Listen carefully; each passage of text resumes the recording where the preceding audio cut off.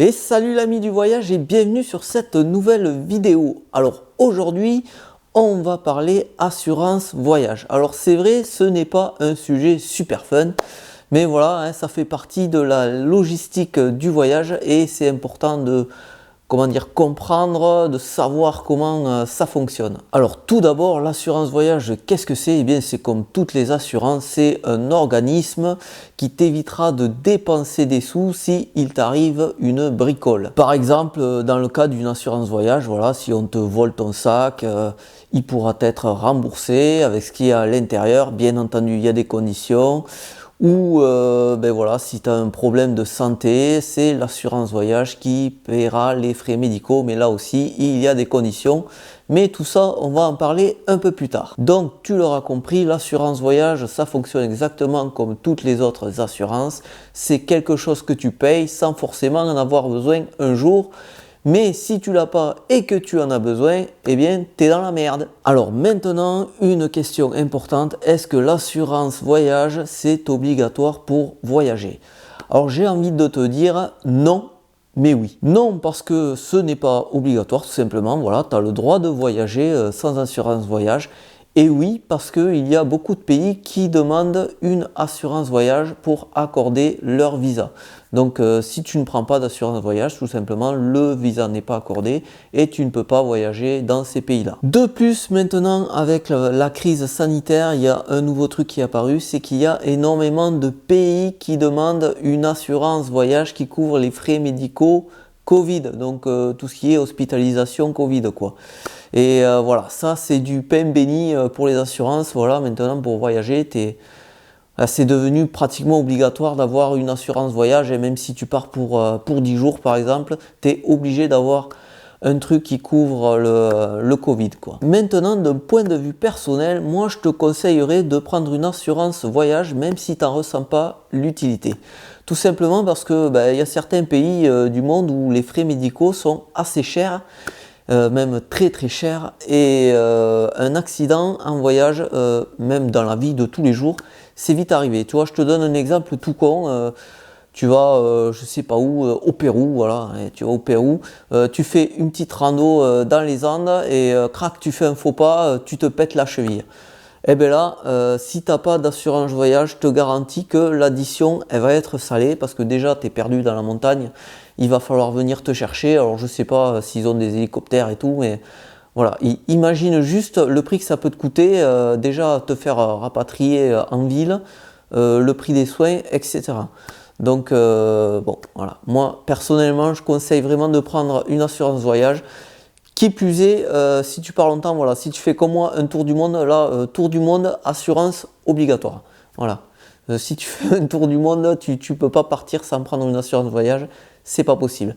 Par contre, c'est vrai, si tu pars 15 jours, ça peut être un peu chiant de payer. Moi, personnellement, quand je pars pour des petites périodes, je paye pas d'assurance voyage. Ouais, c'est pas bien.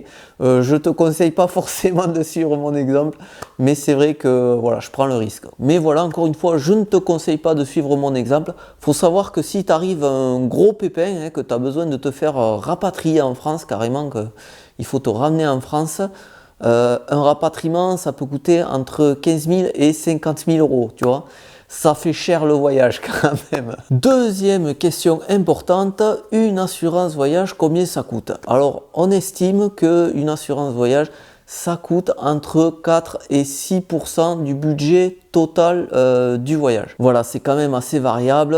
J'ai pas de prix exact à te donner et ça peut varier du simple au double suivant les compagnies et suivant la police que tu prends. Pour fixer leurs tarifs, les assureurs, ils se basent sur plusieurs critères. Alors déjà, tu as l'âge du voyageur, le nombre de voyageurs, parce que bien sûr, tu peux prendre aussi une assurance qui couvre plusieurs personnes si tu pars à deux ou en famille, par exemple. Le pays dans lequel tu vas voyager, ça c'est aussi important parce qu'il y a des pays où les frais médicaux, encore une fois, sont plus chers qu'ailleurs. Par exemple, aux États-Unis et au Canada, les frais médicaux sont hyper chers, donc forcément ça va faire grimper le prix de l'assurance. Le temps du voyage, bien entendu, plus tu pars longtemps, plus ça sera cher, mais aussi le niveau de garantie. Voilà, si tu es vraiment bien couvert, évidemment, c'est comme toutes les assurances, ça sera beaucoup plus cher. Maintenant, les petits détails techniques, tu peux souscrire à une assurance voyage n'importe quand, même plusieurs mois avant ton voyage, ce qui te permettra d'obtenir un visa et elle sera effective à la date que tu auras décidé, donc généralement la date de ton arrivée dans le pays. Dans le cadre d'un voyage qui dure longtemps, par exemple un tour du monde, il faut savoir qu'une assurance voyage, ça ne dure qu'un an, donc si tu pars par exemple 3 ans, il faudra la renouveler tous les ans. Et enfin, dans le cas de beaucoup d'assurances voyage, tu peux décider d'être ou prélevé tous les mois ou de payer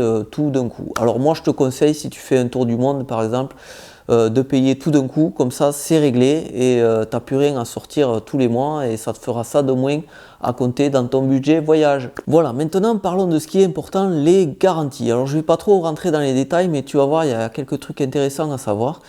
Déjà, une assurance voyage, ça se compose de 2 parties, l'assurance elle-même et l'assistance. Donc l'assurance, tu l'as bien compris, c'est tout ce qui couvre remboursement, frais médicaux, les affaires qu'on te vole, les trucs comme ça. Et l'assistance, c'est tout ce qui couvre par exemple le rapatriement, les frais de recherche aussi. Ben, voilà, imagine ta famille, tes amis ont plus de nouvelles de toi depuis 20 jours, ben voilà, peut-être que tu t'es perdu dans la montagne, il t'est arrivé un truc, mais il va falloir envoyer les secours et ça, bien évidemment, ça coûte des sous, pardon. Alors maintenant, ce qui est important quand tu souscris à une assurance voyage, c'est de faire attention au plafond et aux franchises. Voilà, c'est comme toutes les assurances. Voilà, par exemple, une assurance voyage qui te rembourse les frais médicaux à hauteur de 200 euros, ça veut dire qu'il ne dépasse pas 200 euros. Bon, c'est un exemple à la con, mais ça vaut rien du tout, quoi, tu vois. C'est nul, faut pas prendre une assurance comme ça, mais rassure-toi, ça n'existe pas, je pense. La franchise aussi, c'est très important. Voilà, si tu as une franchise de 1000 euros, ça veut dire que toi, tu vas devoir d'abord payer 1000 euros et l'assurance te remboursera le reste. Donc voilà, si on t'a volé un truc qui coûte 800 euros par exemple, ben, ça va être de ta poche. L'assurance ne te remboursera pas du tout. Donc pour être clair, une bonne assurance voyage, c'est celle qui couvre 100% des frais dès le premier euro. Alors évidemment, ça coûte cher. Alors généralement, qu'est-ce qu'on trouve comme garantie dans les assurances voyage? Eh bien déjà, tu as la responsabilité civile, le remboursement des frais des soins médicaux, le rapatriement aussi, il peut y avoir l'annulation de vol. Alors ça, attention, encore une fois, faut toujours lire les petites lignes parce que généralement c'est qu'un seul vol ou un truc comme ça et encore faut qu'il soit vraiment annulé, hein. Si c'est toi qui as raté le vol par exemple, ça ne sera pas remboursé. Et il y a le vol ou détérioration de bagages. Alors ça aussi, vol et détérioration de bagages, il faut faire hyper attention à la franchise et au plafond. Alors je m'arrête un peu sur cette garantie bagage parce que c'est assez intéressant. Faut faire attention à ça parce que voilà, on te rembourse vraiment en cas de vol. Évidemment, il te faudra apporter des preuves.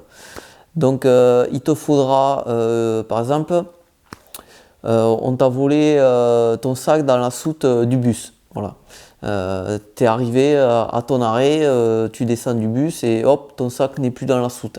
Donc là, il va te falloir un mot de la compagnie de bus comme quoi voilà, on a perdu ou volé tes bagages, mais il va aussi te falloir un PV de gendarmerie, de police, voilà, un procès verbal.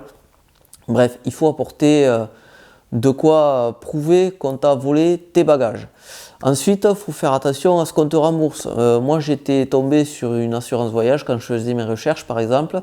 En fait, ils ne remboursaient aucun appareil multimédia. Voilà, tu vois. Donc toi, quand on te vole, enfin moi en tout cas aussi, quand on vole mon sac, voilà, je préfère qu'on me rembourse mon appareil photo, mon PC portable, quoi, plutôt qu'on me rembourse mes slips et mes chaussettes, tu vois. Donc évidemment, alors ça, il faut faire attention à ce qu'on te rembourse aussi, si on rembourse bien les matériels multimédia et bien entendu le plafond. Voilà. Parce qu'avec un appareil photo, un PC portable, un téléphone portable aussi, voilà, l'addition monte vite, quoi, donc faut vraiment faire attention au plafond, encore une fois. Bien entendu, si c'est toi qui oublies ton sac dans le bus, voilà, t'es parti, t'as oublié ton sac, voilà, t'es à moitié endormi, ça ne sera pas remboursé. Ensuite, il existe des assurances qui offrent d'autres garanties optionnelles. Par exemple, ben voilà, si tu fais des sports extrêmes, du genre du saut en parachute et tout, tu peux te couvrir. Si tu trimbales du matériel de sport aussi, par exemple, voilà, une planche de snowboard ou des skis, tu peux les faire assurer. Tu peux aussi assurer ton smartphone ou des bijoux, mais bon, des bijoux, voilà. Tu pars pas en voyage avec des bijoux, c'est pas possible, c'est complètement idiot. Bref, tu fais ce que tu veux. Ensuite, je vais ajouter deux petites choses. Quand tu voyages en Europe, il existe la carte d'assurance maladie européenne. Alors, elle est gratuite, il te suffit de la demander à la sécurité sociale. Elle dure 2 ans, si je me souviens bien. Et en fait, cette carte d'assurance maladie européenne te permettra de te faire rembourser les soins médicaux en Europe, tout simplement. Alors, soit tu peux les faire rembourser directement dans le pays où tu es ou à ton retour en France. Bon, ça, c'est des trucs administratifs, je ne rentre pas dans les détails, mais tu peux te renseigner. Et enfin, tu sais sans doute qu'il existe aussi une assurance voyage avec ta carte de retrait, voilà, ta carte de banque, tout simplement. Mais ça ne vaut rien du tout, voilà.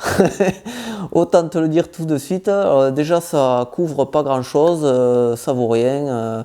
Ça te rembourse que ce que tu as payé avec ta carte de retrait, mais voilà, ça vaut rien du tout. En fait, c'est intéressant que si tu as une carte Gold, American Express, tu vois, les trucs pour les gens qui ont beaucoup d'argent, tu vois. Sinon, si c'est une carte normale, voilà, je te le dis direct, ça sert à rien. Je te parle de ça parce que, voilà, moi, ma banquière m'en avait parlé, mais voilà, ne fais pas confiance à ce genre de truc qui ne couvre absolument rien du tout. Voilà. Allez, je m'arrête là pour ce sujet qui, encore une fois, n'était pas super fun, hein, mais voilà, il faut en parler. Voilà, quand j'ai fait mon tour du monde, moi, j'ai dû beaucoup me renseigner sur les assurances voyage, comment ça marchait et tout, parce que c'est quand même quelque chose d'important. Voilà, encore une fois, si t'arrive un truc, une merde en voyage, voilà, un petit souci médical et tout, si tu dois rembourser 10 000 euros parce que tu as une gastro, j'exagère bien entendu, mais voilà, c'est un peu chiant, c'est le cas de le dire d'ailleurs. Bref, si tu découvres ma chaîne avec cette vidéo, c'est une chaîne qui parle de voyage et tout ce qui entoure le voyage, donc n'hésite pas à t'abonner et à cliquer sur la cloche pour ne pas rater les notifications. Et suis-moi aussi sur les réseaux sociaux, notamment Instagram, voilà, où je poste plein de photos de voyage, c'est super intéressant. Non mais c'est vrai en plus, je dis ça comme ça, mais j'ai un compte Instagram super sympa. Donc voilà, n'hésite pas à t'abonner, à laisser un petit commentaire, un petit pouce bleu, ça fait toujours plaisir. Et en attendant la prochaine vidéo, je te dis à bientôt ici ou ailleurs dans le monde. Et en attendant, explore, découvre, voyage. À plus!